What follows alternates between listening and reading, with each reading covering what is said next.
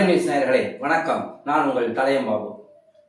கடந்த திமுக ஆட்சியில் டாஸ்மாகில் ரொம்ப ஃபேமஸாக பேசப்பட்டது 10 ரூபா பாலாஜி என்கின்ற பெயர். அப்போ திமுக அரசாங்கம் இருக்கிற பொழுது ஒவ்வொரு பாட்டிலுக்கும் 10 ரூபா வசூல் பண்ணுவதுக்குன்னு ஒரு குரூப்பை போட்டு வசூல் பண்ணிட்டு இருந்தா ஒரு பெரிய குற்றச்சாட்டு தமிழ்நாடு முழுக்க பேசப்பட்டது.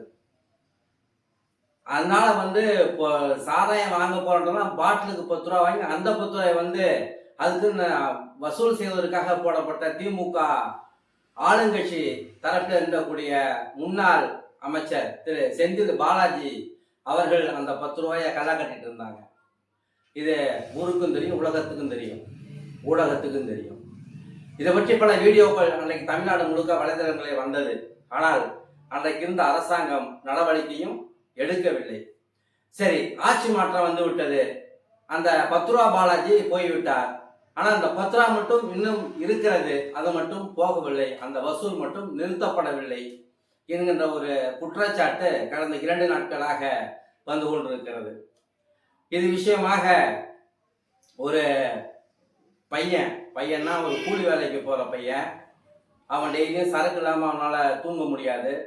அந்த மாதிரி பையன் அவன் நம்மகிட்ட ஒரு சுமார் 2 நிமிஷம் பேசிட்டு போனான். அந்த பேச்சை நீங்க வீடியோவை கேளுங்க.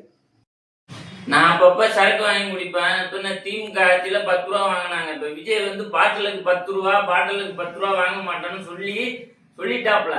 இப்ப இப்ப பாட்டிலுக்கு 10 ரூபா கேக்குறாங்க. இப்ப அவர் முதலமைச்சர் ஆயிட்டாப்ல. பாட்டிலுக்கு 10 ரூபா, பாட்டிலுக்கு 10 ரூபான்னு பாட்டுலாம் பாடினாப்ல அவரு. இப்ப என்ன செய்யறாங்க, திருப்பியும் பாட்டிலுக்கு 10 ரூபா கேட்கறாங்க. ஒயின் ஷாப்புக்காரங்கிட்ட போய் கேட்டா நாங்க அப்படிதான் போடுவோம், நாங்க அப்படிதான் செய்வோம் அப்படின்னு ஒயின் ஷாப்புக்காரங்க எங்களை சொல்றாங்க. நாங்க குடிமங்க, நான் எங்க போறது? நான் அன்னாட காட்சி பஸ் ஸ்டாண்ட்ல வியாபாரம் பார்ப்பேன், குடிப்பேன். அது நான் குடிக்கிற அந்த 10 ரூபா வச்சு அந்த பாட்டில திருப்பி 10 ரூபா கொடுத்தாலும் அது எனக்கு மரியாதை இல்லாம அவங்க பேசுறாங்க. எப்படின்னா, இப்ப இப்படி எடுத்துட்டு வந்திருக்க, அப்படி எடுத்துட்டு வந்திருக்க, அந்த பாட்டில பத்தி என்ன மரியாதை இல்லாம பேசுறாங்க.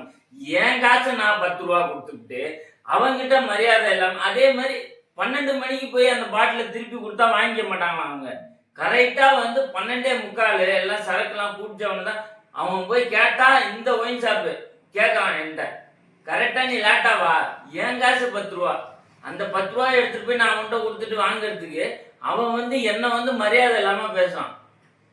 எந்த கவர்மெண்ட், எல்லா கவர்மெண்ட்டும் அப்படிதான் இருக்கு. கவர்மெண்ட் எல்லாம் மாறாது, எந்த இதுவும் மாற மாட்டாங்க. கரெக்டா பேசுன இல்ல, கரெக்டா நான் என்ன சொல்றேன், என் பாட்டில எடுத்துட்டு போய் கொடுக்குறேன், எனக்கு நீ 10 ரூபா தரணும். அந்த 10 ரூபாவை நீ தரத்துக்கு என்னை பத்தி பேசினா எனக்கு கோபம் தான் வரும். இப்ப கடந்த 10ஆம் தேதி அன்னைக்கு தமிழ்நாட்டினுடைய புதிய முதலமைச்சராக திரு தமிழக வெற்றி கழகத்தினுடைய தலைவர் மாண்புமிகு முதல்வர் விஜய் அவர்கள் பொறுப்பேற்றார்.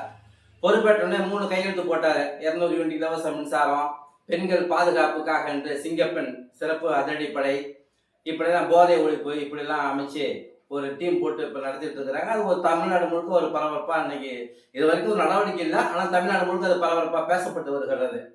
அப்ப கரூரில் நடைபெற்ற தமிழக வெற்றி கழகத்தினுடைய கூட்டத்தில் நடந்து போன 41 பேர் சாவுக்கு செந்தில் பாலாஜி தான் காரணம் அப்படின்னு புகார் கூறப்பட்ட அந்த விஷயமா சிபிஐ கூட்டு விசாரிச்சாங்க. செந்தில் பாலாஜி அந்த கரூரில் உங்களை மிகப்பெரிய துன்பத்துக்கு உள்ளாக்கிய அன்றைக்கு இருந்த 10 ரூபா பாலாஜி வசூல் செய்த இன்னைக்கும் அந்த 10 ரூபாய் டாஸ்மாகில் மரியாதைக்குரிய குடிமக்களிடமிருந்து பெற்றுக் கொண்டிருக்கிறார்கள், வாங்கி கொண்டிருக்கிறார்கள். யாயா என்ன 10 ரூபா கேட்குறீங்க அப்படின்றதுக்காக ஒரு சின்ன தகராறும் நடைபெற்று இருக்கிறது. எனவே இன்றைக்கு ஆட்சி கட்டிலே அமர்ந்திருக்கக்கூடிய மாண்புமிகு முதல்வர் விஜய் அவர்கள் ஊழலை ஒழிப்போம் என்று நீங்கள் சொல்லி இருக்கிறீர்கள். அதனுடைய முதல் கட்டமாக தமிழ்நாடு முழுக்க இருக்கிற டாஸ்மாக் கடைகளில், அரசு மதுபான கடைகளில் நீங்க அது என்ன எம்ஆர்பி ரேட்டோ அந்த ரேட்டை தான் வாங்கணும். அதுக்கு மேல 1 ரூபா வாங்கினாலும் உங்களை பணி நீக்கம் செய்யப்படும் என்கின்ற ஒரு அறிவிப்பாணையை தமிழக அரசிடமிருந்து புதியதாக அமைக்கப்பட்ட தாவேக அரசிடமிருந்து மரியாதைக்குரிய குடிமக்கள், குடிமன்னர்கள் எதிர்பார்த்து கொண்டிருக்கிறார்கள். அவர்களால் இந்த அரசாங்கம் நடைபெற்று வருகிறது. அவர்கள்தான் மறைமுகமாக இந்த அரசாங்கத்திற்கு நிதி வருவாயை ஈட்டி உங்களுக்கு கொடுக்கிறார்கள். ஆகவே அதை கவனத்தில் வைத்துக்கொண்டு அந்த 10 ரூபா வாங்காம அந்த எம்ஆர்பி ரேட் அந்த சரக்கை கொடுப்பதற்கு தமிழக அரசு அதிரடி நடவடிக்கை எடுக்கப்படுமா என்பது நம்முடைய கேள்வி மாத்திரமல்ல, மரியாதைக்குரிய குடிமன்னர்களின் கேள்வியும் கூட. வணக்கம்.